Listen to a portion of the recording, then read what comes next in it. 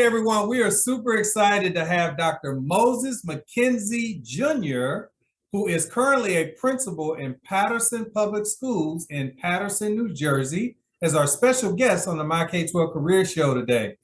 Dr. McKenzie has been working in K-12 education since 1999. He actually started as a phys ed teacher, and now he's back in Paterson Public Schools. He was a vice principal in 2012.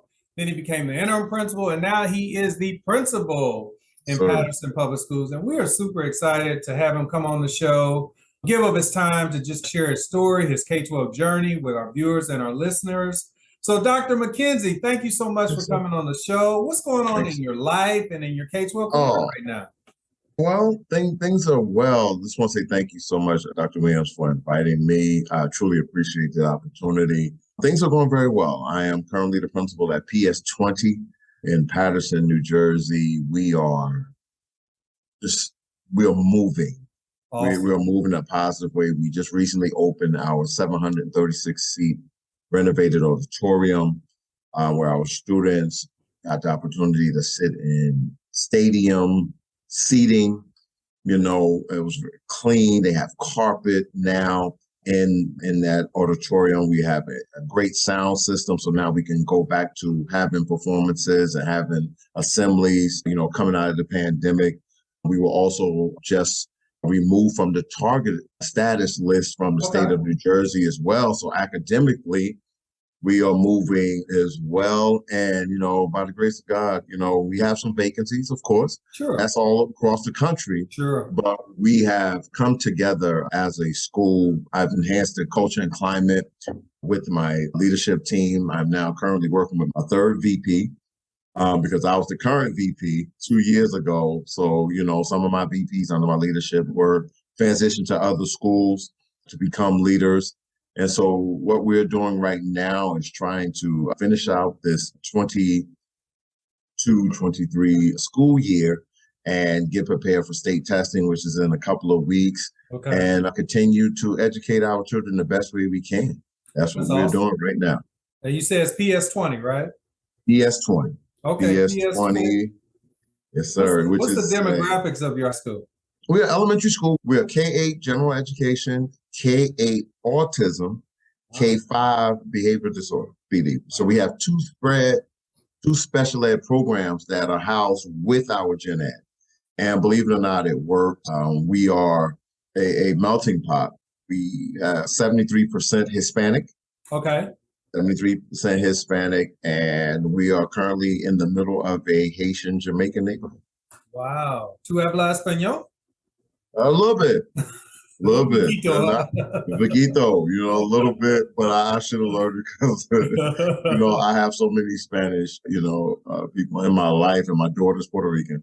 Oh, okay, so okay. I should have learned this a long time ago, but she picks at me all the time. But I'm able to communicate with the parents. You know, what we have right now is technology, but I understand enough where, you know, I have a secretary, I have a bilingual secretary.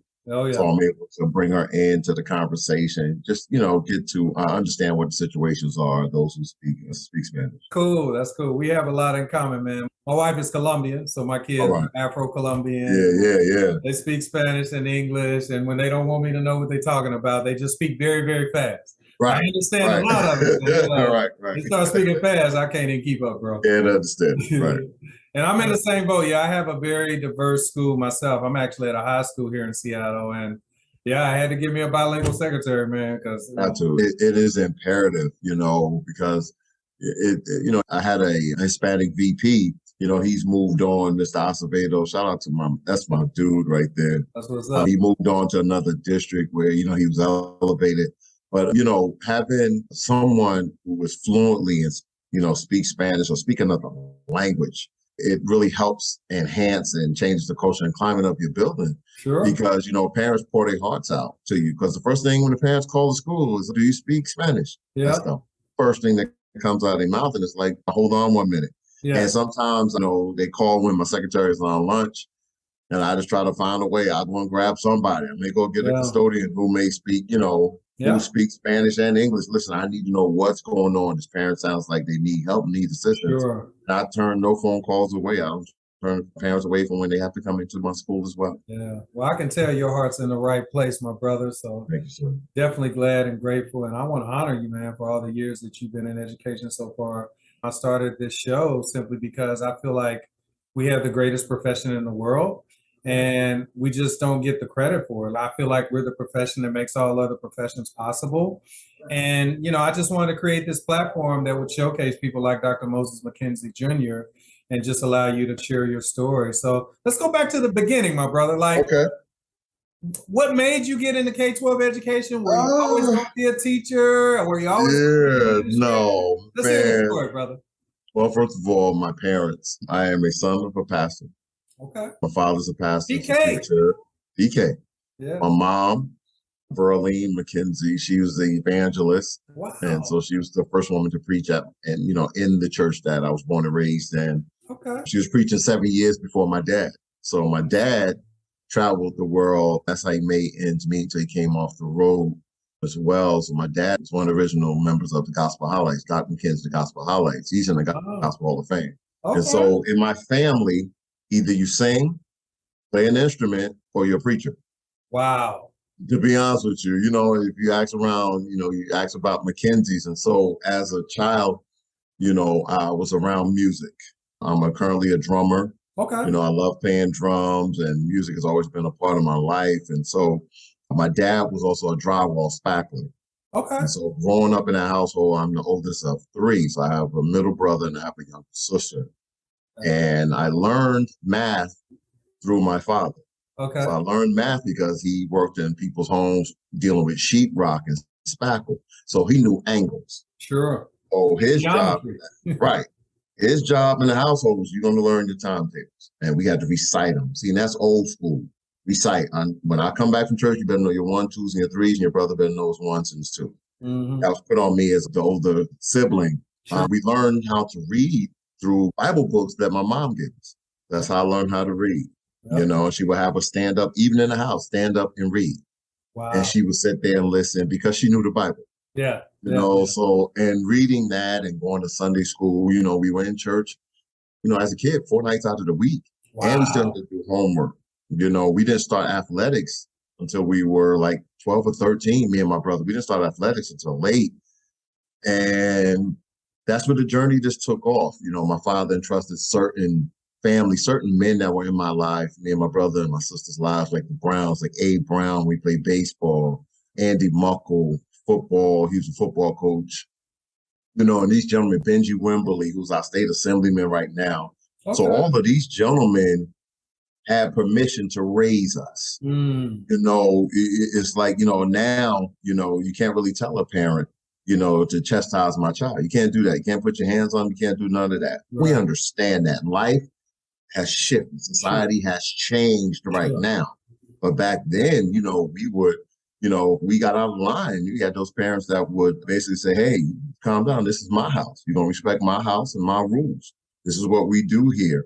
Yeah. And, going through, through life and having athletics a part of my life, it really formed me into the person that I am today. Me and my brother actually played football. My brother played up in Boston. I played at Montclair State. Oh, wow. Okay. Yeah. So, I played D tackle because I was big and heavy. I played D tackle. My brother played cornerback. We went to the same high school. He's 2 years behind me in age and 2 years behind me, in school. And then we had this little baby girl who was born, Victoria, she's a nurse practitioner right now. Okay. That's your baby sister. Yeah, baby sister. So, my parents have done well, but we were thrust into servant leadership through church. Okay. Through church, because my dad started out, he came off the road after 25 or 26 years of singing gospel. Mm-hmm. He came off the road and said God called him to the ministry. Oh, wow. And he became the superintendent of Sunday school. He was assistant pastor. And just so happened to be, I'm on this platform right now. This weekend, we're celebrating 35 years he's been a pastor. 35 years. So I was 14 when he became a pastor, and we built the church. And, he had us working in the church. When we were building it, we laid the first brick in the church that we're bricklayer too. You can do it all. Yeah, listen, we had to learn it, and I knew a trade before I knew books. Wow. I knew a trade. I knew how to spackle. I knew what a butt joint was. I knew what a high angle was. Wow. And, he was just driven, waking up at 6 o'clock in the morning, going to work. During the summer, I didn't go to summer school. Our grades were good. We didn't have to go to summer school. Yeah, but I knew I had to get up and do something because there wasn't really much to do around the house. Sure. So my father was like, get up, you're going to work, buy us our boots and put our little jeans on and our little Carhartt jackets. And we're going to work with my dad. And my mom was a housewife, at the time. And that upbringing, I had to have two parents. I'm so thankful for that upbringing, Sure. And moved into education. I wanted to be a pro football player, didn't make it, blew my knee out. Yeah. Okay, but I became a phys ed teacher. I went to be a personal trainer. Okay. So started training people, once I got out of college, and I said, you know what, I'm making good money. I want to teach. I want to teach children. So I went alternate route, started teaching children, and I taught for 7 years. Okay. 7 years at Kennedy High School. So I taught at the crosstown rival of Eastside. Okay.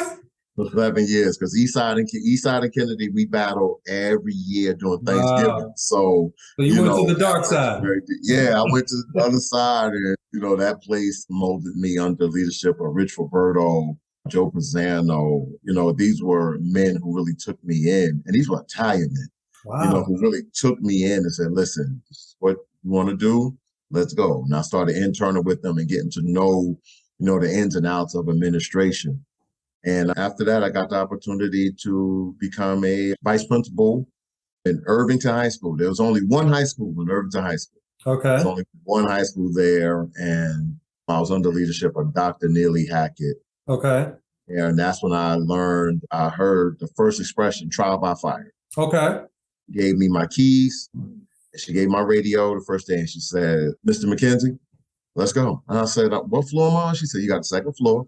Let's go. And she said, do your job. Wow. You interviewed, you earned the job, do it. And I had 940 freshmen by myself as the VP, 940. And it was the best 3 years of my life. There's some ups and some downs. It's a high school. Had to deal with a lot of violence, things of that nature. But it taught me how to always be prepared. You never want to get prepared. You want to stay prepared. You always want to stay on your toes. And then I moved and became the athletic director at Central. Okay. Central High School, girls state championship, boys state championship, county bowling championship, and I was able to hire coaches who really were skilled at what they needed to do in order to move our kids and our student athletes. So now the shift from academics went towards athletics. Sure. So that's when I made a transition for 2 years in my career. And then, got a little bored, and I said, you know what? Got the calls. Need you come back to Patterson? And I went back to Patterson. Went home. Went back home and started from the bottom. And I was known as, the disciplinary. I was the go-to. Okay. I was the go-to, get into the school, get control of the building. That was what I was told. I followed the instruction of the principal and the superintendent. You got to get control of this building. So I started to put my team together, my discipline team together. And that's when I started to learn how to reach out to parents. Why were our kids acting out? What was the cause? Supporting staff members. Mm-hmm. And so I really wasn't paying attention to pedagogy. I wasn't paying attention to academics. All I needed to do was make sure the culture and climate of the building was correct. And believe it or not, it's true to, today, you cannot be successful academically unless the culture and climate of your building is solid. It has to be established. There has to be rules. There has to be protocols, systems in place in order for people to feel safe in that building. If staff and students don't feel safe in the building, then you have a problem, especially what's going on today. Yeah. And so, I've been moved. I think this is my 5th or 6th building. Wow. Since 2012. So every building I've been in as an administrator, I've turned it around. But I'm very happy here where I am right now because we've accomplished so much. I was the VP over one of the most dangerous buildings in Patterson. And I had to do an action plan to get them, to become a safe building. And we were able to do that in seven months. I got my team together. We was able to move that building to where we received a letter, received certification from Department of Education, State of New Jersey, and said this building is no longer a dangerous building. They're ready to move forward academically. And, my name is on it. I own it, and after that, I moved on to another building. Well, it just sounds like that's your specialty, like that, like you're around principal. Yeah, it was. Okay. It was. My mentor, Shay Biggs, Dr. Shay Biggs, and I know she's going to see this. Dr. Shay Biggs sat me down one day, and we had a meeting. She said, "You have to stop." I said, "No, what I have to do?" She said, "No, you're better than this. And people respect you." She said, "Now, imagine how much more respect you would get if you would just get into the classroom." And I was getting into the classroom, doing the walkthroughs. I was doing the walkthroughs, but I wasn't understanding what academics and what teaching. Sure. Standing at level. And she said, "You need a schedule." She started to help. She started to mold me. She molded me for a full year. Wow. And then I started to get it. I started to learn pedagogy. Okay. To learn what to look for with instruction. And then I started to learn how to talk to teachers, because I now know what instruction really looks like. I can tell you what instruction looks like with my eyes closed, and I can tell by the sounds. Kids should be talking, raising their hands. We should hear, academic instructional strategies. Kids should lead instruction. Yeah, 100%. Teachers shouldn't be teacher-centered. This is not college. We're talking to individuals who are visual and auditory learners. I totally agree with you. I always say teachers they shouldn't be the sage on the stage. They should be the guide on the side. Right. And I like that. Right. And that's, give them, jobs, give them little things to do. Hey, prepare, make sure all the books are out. You give them little duties, and then you start your lesson. Once you start your lesson, you finish, you just back away and let these kids work. I believe in project-based learning. I believe in small group learning. Absolutely. I believe in RTI. I believe in all of that. And that's when I started to really pick up on pedagogy and get into the classrooms, and it helped me with my leadership style, because I never knew how teachers were struggling academically. They just didn't know how to do it. So they needed someone to show them and coach them. So now what I do is I coach and I mentor. That's good. Coach and I mentor, and we've been successful with it. And I built a team around me that understand it, because I believe, in order to be a successful leader doesn't have to know everything. No. They just need to know who to have on their team. They need to know how to lead, right? That's just lead. Listen, I need you to delegate. I need you to do this. Yeah. You do this. You do this. This is why we have administrative meetings. Absolutely. You know what I mean? So, in my building, I am over K4. Okay. My VP, she's over 5'8", and she has a doctorate, Dr. Wanda Kopek. Okay. And so I have another doctor in my building, and I have a staff supervisor, Miss Van Diver, who's over the autism in our BD programs. And so to lead with those two women in that building, so we have nurturers. Yes. And then you have me as the head. And I tell them, I said, listen, if I'm not in the building, those two are in charge.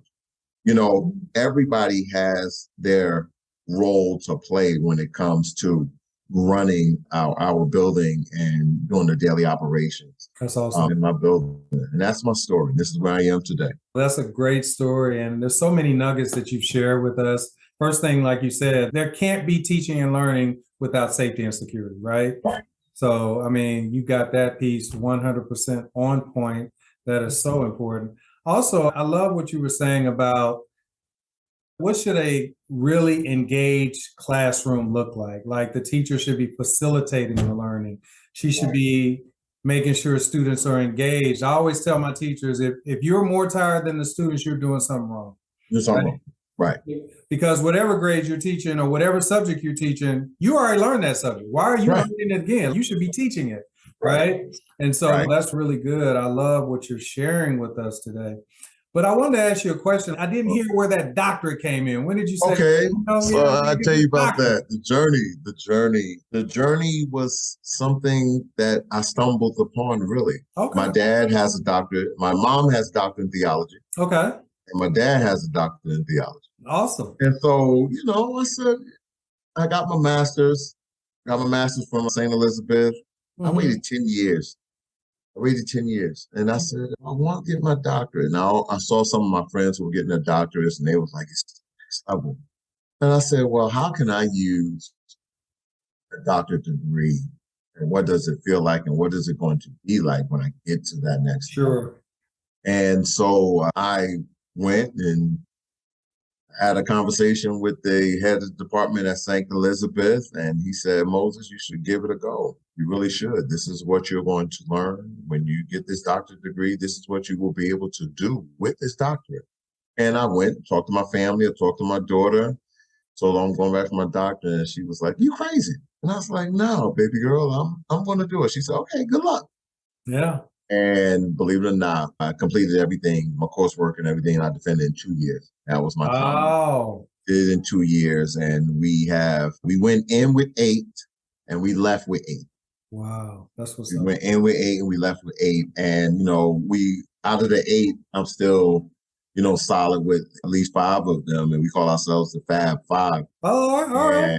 Yeah, and that journey was so eye-opening to know that your dissertation, I wrote about attendance. And that's one thing that I am very strong and adamant about. In order for students to learn, they have to come to school. There you go. And so my dissertation was chronic absenteeism in an urban district and how it impacts student achievement. Love it. And believe it or not, this is before the pandemic. So I did my dissertation in the middle of the pandemic. Okay. So that's when, nobody was going to school. We were all virtual. We had to go virtual for a while. Everybody was wearing masks when we had to come in. Yeah. And, I so believe, I'm a man of faith, I so believe that God puts you through certain things at certain times in your career to where it makes you a better person. 100%. And to know that I was able to get through the pandemic, I lost a lot of friends. I lost a lot of friends through the pandemic. I lost family members through the pandemic. Yeah. But to get through it and earn that doctorate and have my mother, my father, and my daughter there to cheer me on, my brother, my sister had to work because she's a nurse practitioner, but to know that my family's there and they call me Doc, it was so gratifying to know that, I did it. And now, I'm still getting used to people calling me Dr. McKenzie. I'm still getting used to it. I used to say, okay, just call me Moses. So I had a couple superintendents like, no, you're a doctor. Yeah. No, they're gonna call you doctor. And I was like, okay. So, the journey took me 2 years.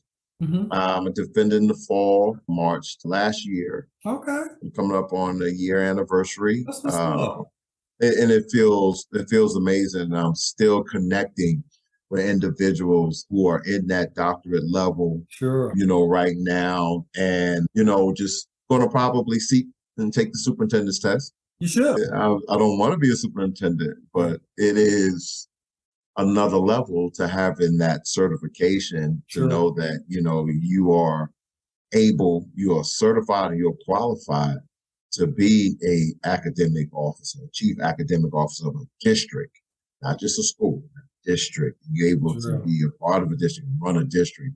And so that's what I'm focusing on now. I'm going to take the test in June. That's awesome, my brother. Well, first of all, welcome to the club Doctor. Yes, sir. It's good to be here. Yeah, my brother. Good and I also here. noticed that me and you both have biblical names, Moses and Joseph in the house. Moses and Joseph, nothing like it, right? That's what's up, my brother. That's really, really good. Yes, so this is a good segue into the question I have you. Obviously, God bless you. You got your doctorate last year. If I didn't see you for the next 5 years, which is not going to happen because you just met a lifelong friend, my brother. But if I didn't see you for 5 years, and I did see you 5 years from now, where is Dr. Moses McKenzie in his career? I am probably a college professor. Oh, okay. Full time? Are you doing that and you're a superintendent? I want to be a college professor full time, believe it or not. That is the level I'm trying to get to. I want to teach leadership. Okay. I want to teach law. Okay. I want to be that professor where I can talk to all races. I love it. Women and men, because of my journey, starting in the urban district, staying in the urban district. It's sort of different. I never was an administrator in suburbia. Okay. But there's something about urban education that we go through so much. Okay. And our experiences have taught us how to lead when there was no other way but to lead a certain way. That's And real. so we always, my word now, what I use in my building, that I use in my building right now is pivot. As an administrator, I'm able to pivot. I like that. Like that. I get a situation in the school and, certain teachers or the VP, they may not know what to do. And they say, Dr. Peace, what should we do? Give me a minute. This is what we're going to do. I love it. And we're able to adjust. If you're able to pivot now in society, I believe you can, that's another check mark that you're able to adjust on the fly and make effective decisions, not rash, not just very rash decisions. And, we're going to do it this way. No. You have to listen. And so you have to lead with your heart as well. Sure. And that's why I always tell people, I lead with my heart. I know what I want to do here, but sometimes you got to listen to your heart. So you know what? Let's handle it this way. It's like when I meet with irate parents and they come to the school and they are coming like a bat out of hell. Okay, come on. All right. I sit them down. I said, listen, we're going to talk. Whenever you're calm, I'll talk to you. Would you like a beverage? Would you like some coffee? I have some coffee. Would you like some water? Yeah. And once I'm able to do that, they start to laugh. And then I start to laugh and tell them a little story. And I said, listen, I'm here to help you. How are we going to resolve this? I love it. Boom. But I want to teach those skills that I've learned through my experience. And plus, what is textbook as well? What does the data say as well? And so as a professor, I want to be able to share this information with adults so they can go out into the world and do what I have done. I love society. Yeah, it sounds like you got a book in you, my brother. Son of a Preacher. Yeah. Oh, I love it. That's going to be the title. That's the title. That's going to be the title. Son of a Preacher. It. Hey, put me on the list. I want to get it. I want to be first up. Yes, sir. I'm gonna start writing. I'm probably gonna start writing when I turn 50. I'll be 50 next year. Okay. I'm gonna start writing. My journey as a Black administrator. There you go. That's real. I love that, man. Man, I am so grateful you came on the show, man. You've been dropping golden nuggets, just dropping them all. That's what's Thank you so much. I appreciate you, brother. I want to honor you. I thank you so much for choosing this wonderful profession, all the lives that you've impacted, students, Black, white, brown, male, female. You've definitely made an impact, and we're grateful for the sacrifices you made to be in this great profession that we call K12 education. I appreciate you for what you're doing. Definitely over there in Seattle. It's around 6 o'clock probably over there. It is 9:35 over here. But I thank you, for the connection. Just, this is a bond now. It's a lifetime. 100, my brother. Somewhere, maybe one day I get on the plane. Come on over there. If you're on the East Coast, get on the plane. I've never been to Seattle. I've never been out that way. Get out there and see what it's like out there because I like to travel. I have an empty nest. So my daughter, she's out of the house, so I can get on the plane and come out there and just, see what it's like. See what it's like on the West Coast. The West Coast, as they say, I'm gonna be honest. They say the West Coast is the best coast. Right. But no, in all seriousness, man, like I've been really impressed. I'm originally from the Midwest. I'm from Kansas City. Go Chiefs! Got to do that. Right. But no, in all seriousness, man. I mean, in terms of what they pay K-12 educators, whether we're talking about teachers, or even administrators, it's just they put their money where their mouth is, man. And they got a lot of great things that are going on out here. Good. And that's why I'm so amazed at this great profession. So whether you're talking about a place that pays really, really well, like Seattle, or you're talking about places in Mississippi or Louisiana that don't pay as much. Right, they don't. The dedication doesn't change, man. So we're talking about administrators in New Jersey or Washington or Louisiana.